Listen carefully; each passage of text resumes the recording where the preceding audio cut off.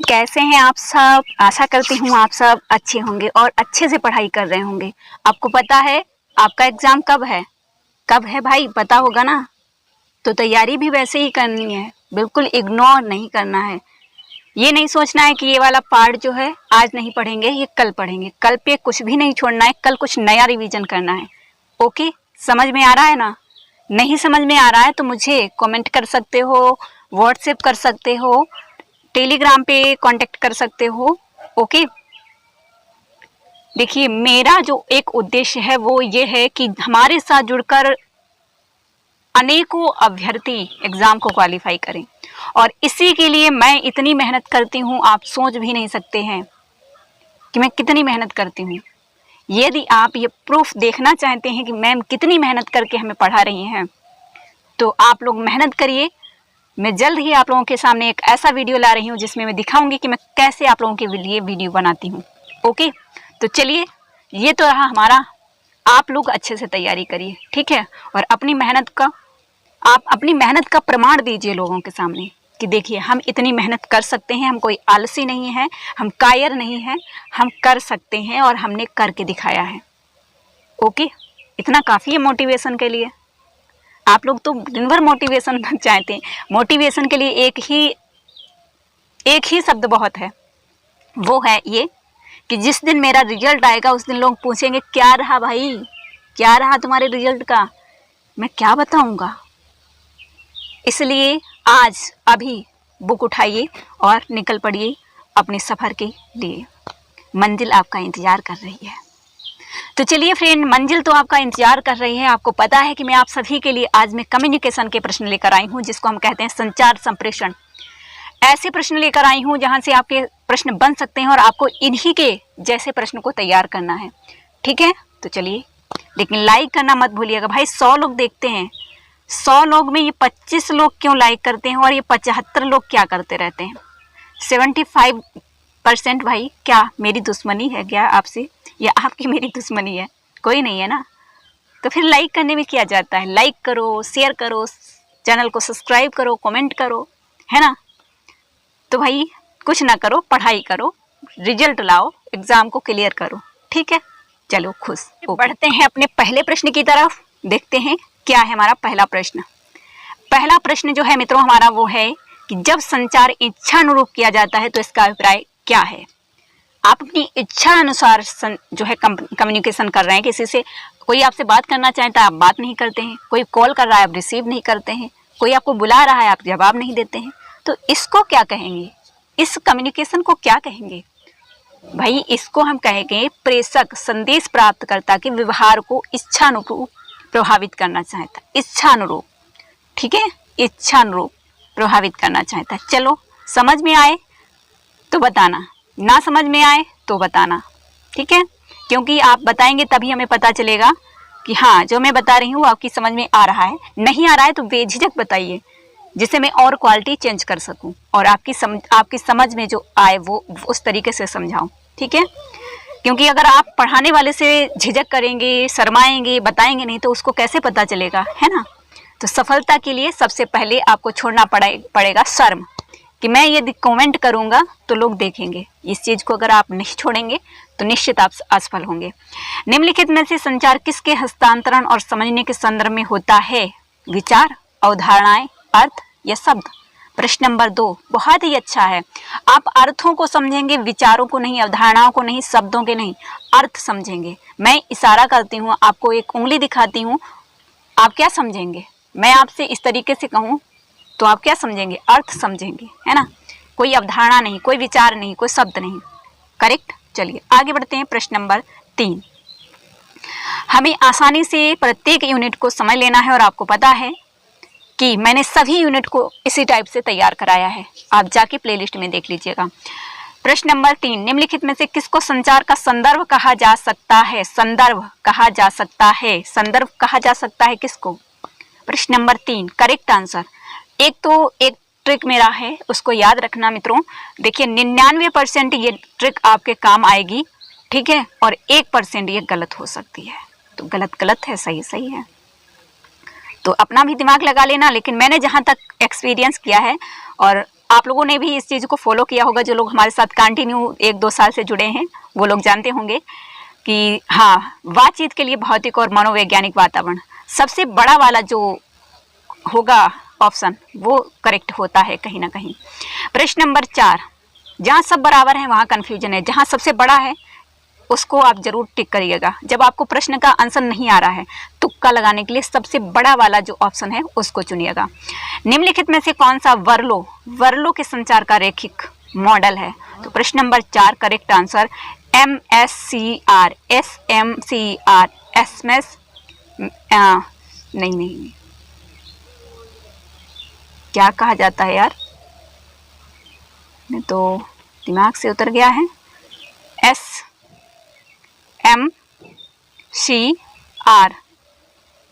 Message receiver, message और receiver. ये yes और सी क्या है? जल्दी से खोज के इसका आंसर बताओ सभी लोग, अब आपको ही बताना है, ठीक है। मैसेज और रिसीवर, ठीक है। अब बचा है आपके पास एस और सी, इसको आपको देखना है क्या होगा, ठीक है। चलिए प्रश्न नंबर 5, ये आप लोगों के लिए ही है, ये मत समझना कि मैं बता नहीं सकती, मैं बता सकती हूँ, लेकिन आप लोग सर्च करके पढ़ेंगे ना तो ध्यान रहेगा और इसके बारे में और जानकारी प्राप्त होगी, ठीक है। गूगल भी कर सकते हो इसके बारे में। निम्नलिखित में से किस विद्वान ने कहा है कि लोग केवल संचार के माध्यम से एक दूसरे और स्वयं को जानते हैं? किसने कहा है ऐसा? जॉर्ज हर्बर्ट मीड ने, कि लोग कम्युनिकेशन के माध्यम से ही, हम कभी कभी खुद से कम्युनिकेशन करते हैं ना, अकेले बैठते हैं, सोचते हैं क्या हमारा एग्ज़ाम क्वालिफाई होगा कि नहीं होगा, अगर हमारा एग्ज़ाम क्वालिफाई नहीं हुआ तो लोग क्या कहेंगे, होना चाहिए, तो ये स्वयं से हम कम्युनिकेशन करते हैं, है ना। तो प्रश्न नंबर 6 देखिए, एक यहाँ पे देखिएगा, निम्नलिखित में से किस पर प्रभावपूर्ण संवाद करने की क्षमता निर्भर करती है? तो शिक्षा के स्तर पर, यह एक स्वाभाविक प्रतिभा होती है जिसे सीखा नहीं जा सकता है। प्रौद्योगिकी के उपयोग पर, अधिगम क्षमता पर, तो यहाँ पे देखिए प्रभावपूर्ण होता है तो यहाँ पे आएगा आपका सीखने के लिए अधिगम क्षमता पर। प्रश्न नंबर 6 का डी हो जाएगा, यहाँ पे बड़ा वाला ऑप्शन नहीं चलेगा। प्रश्न नंबर 7 मैंने कहा था ना, तो यदि यह मान लिया जाए कि संसार का कोई आरंभ या अंत नहीं है तो इसे क्या कहा जा सकता है? तो यह जो है प्रश्न नंबर 7, यह एक प्रक्रिया है, और प्रक्रिया प्रोसेस का अर्थ होता है चलते रहना, है ना, प्रक्रिया वी।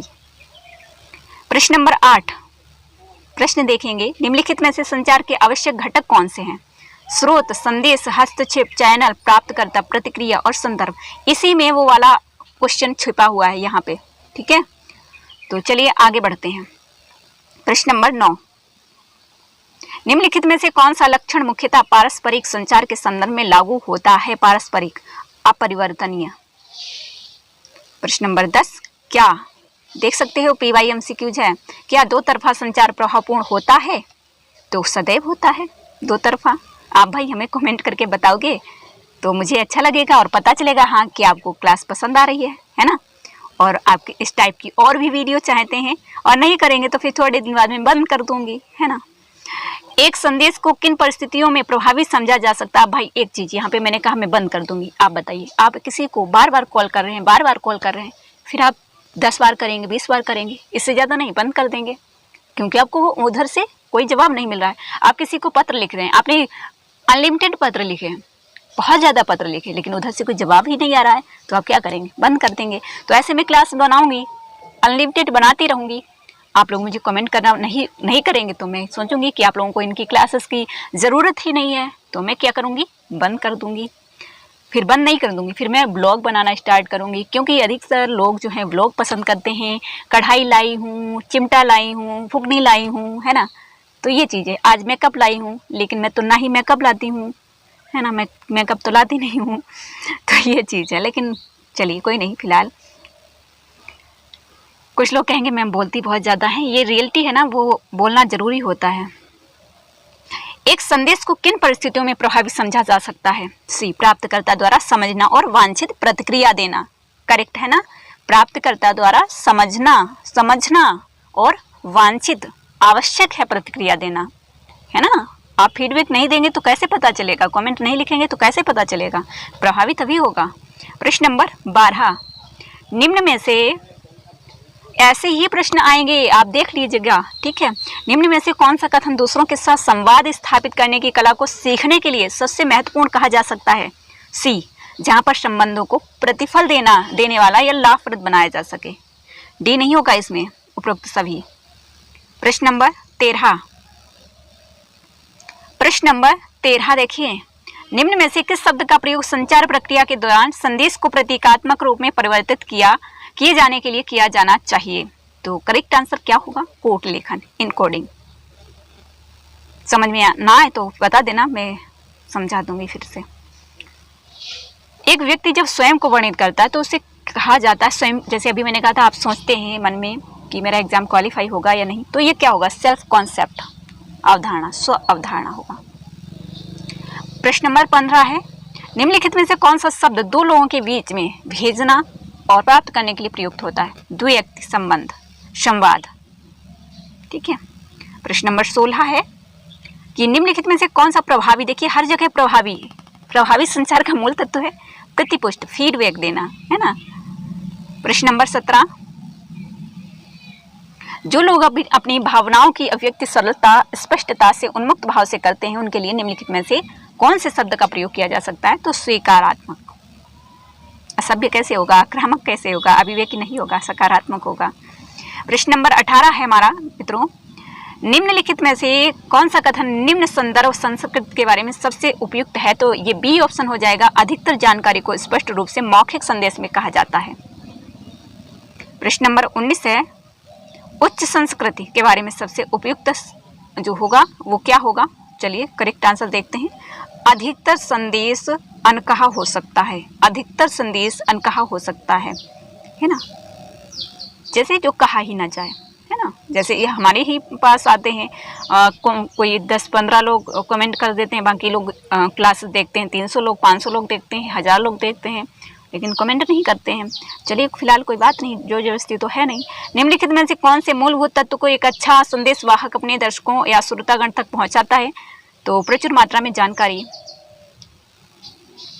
21 नंबर, निम्नलिखित चरणों में से प्रभावी संचार के लिए आप पहले किस पर विचार करते हैं? तो संचार के उद्देश्यों को निर्दिष्ट करना। मेरा उद्देश्य है, मैं समझती हूँ कि यहाँ कम्युनिकेशन से 5 प्रश्न बनेंगे, तो मेरा उद्देश्य है यहाँ से प्रश्न बनने वाले हैं, और यहाँ आप 25 प्रश्न कर रहे हैं, तो इनमें से अगर आपको 2 भी प्रश्न मिल जाते हैं तो कितना अच्छा रहेगा आपके लिए, है ना। उद्देश्य निहित है इसमें।